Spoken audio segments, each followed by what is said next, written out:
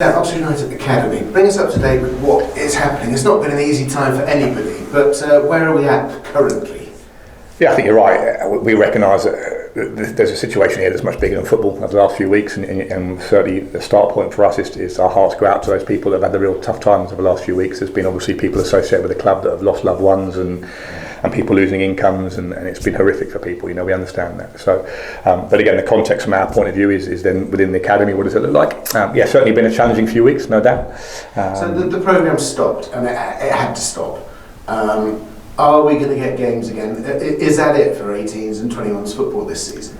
No, all the indications are not, to be honest with you. So yeah, in terms of where we're at, the under-18s went through a full batch of testing last week, which was a real positive. Fair play to them. The club have really been very supportive in terms of they were agreed to fund that. Obviously the EFL and PFA and Premier League have stepped in now to commit to funding the under-18s for the next 6 weeks, twice a week. It's exactly the same testing protocol as the first team.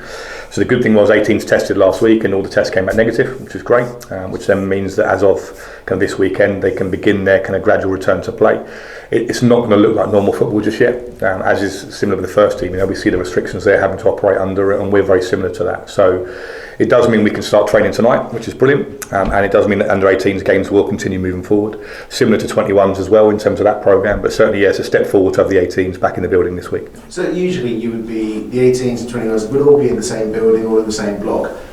They're not, because it just increases the risk for everybody. Are the 18s and 21s training together, different times? How are you going to do it? Yeah, there's been a lot of work behind the scenes, I'm sure you can imagine, to try and get to the point where we can ultimately keep people safe first and foremost, and then obviously then keep the programme moving forward. So the first team have got a very clearly established kind of COVID training bubble, secure bubble, which is again important for us to support that. We've got a couple of our staff members that have moved into that to support that bubble. The 18s training hub is completely separate now. So this time of year normally you'd have a lot of trialists coming in, you'd have a lot of under 16s moving backwards and forwards, you'd have a lot of kind of flexibility within it. But that's a very, very fixed training hub as well, so just a group of 18 players, and that will stay as that group. The under 16s haven't restarted yet. The 9 to 15s are completely online and will be online for at least the next 5-6 weeks. And the 21s, what we've done with them is there's obviously only 8 boys in that group. They've all been out training and playing with non-league teams. Yes, brilliant plan until Conference North and South stops playing. Absolutely, so. Yeah, absolutely. Best laid plans. We could go down the Baldrick route, but we won't. But yeah, ultimately, I think for us, the important thing with those lads this time of year, anyway, is to give them exposure to senior football. It goes without saying, and obviously the opportunity for them to drop in and out of the first team group isn't there because of the COVID situation. So we made a decision to get them into men's football, and then they've been in that environment now for 3-4 weeks. Obviously, the Conference South and North teams are obviously on a pause now for 2 weeks, and it'd be wrong of me to prejudge what might happen beyond that. As things stand, Kyra and Slavy, who are still out at Woking and obviously making real progress at Woking and getting lots of positive reports back from them. We're seeing them every week and watching them every week, so they'll carry on. If we do get to the point where the North and South leagues within the Conference National do stop, we'll have to make another plan from that point of view. But at the moment, we're having to keep 3 separate bubbles: the first team training group, the 18s and 21s. There are bits that fans don't see. Somebody like, I'm going to randomly select Sam Johnson, he's from Norwich. He has to come down and stay in digs. Now, that gives you all sorts of problems, doesn't it? The kids having accommodation. Yeah, I think this role probably, I've been in the role 3 years now, and there's always challenges. There just always will be, And clearly, COVID is a challenge no one really saw coming, and it brings with it layers of complexity. And digs is obviously one of them. At the moment, we won't risk our digs parents' health. We won't risk the health of people around the programme by putting our young players into accommodation at the moment. So we're having to train in the evenings. We're asking guys to travel long distances on a regular basis for the short term, which is a huge sacrifice. But again, every single player at the very top end of the game, when they tell their story, talks about the sacrifices they've made over the course of their journey.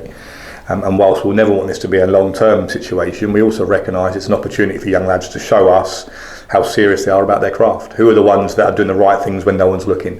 Who are the ones that are prepared to find a way or make a way? And that's part of our mentality anyway, in terms of we want boys that can stand on their own 2 feet and go and take that step into men's football. There are still games to play though, aren't there? They will, I presume, the season hasn't finished, it's not null and void, there are still games going on. Oh, absolutely, yeah. I mean, the 18s are fighting hard top of the league. They've got a league to go and win. They're in the kind of last 4 of a cup competition as well, so there's an opportunity for them to go and achieve that goal of a league and cup double. Obviously, we set the 18s the target of earning pro contracts and making debuts and being in the building next year, and really that process continues every day. So yes, the under-18s games programme carries on. The 21s have got a cup game to play in about 3 weeks' time as well.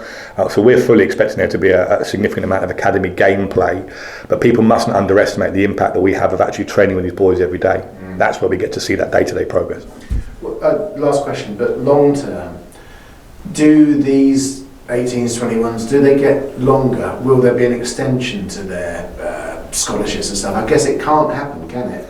But they've missed out half a year. I don't know, it sets them back, doesn't it? Can the scholarships, is there word from the authorities, will anything get extended, or is that too early? Yeah, it's certainly been a season kind of without precedent really in that sense.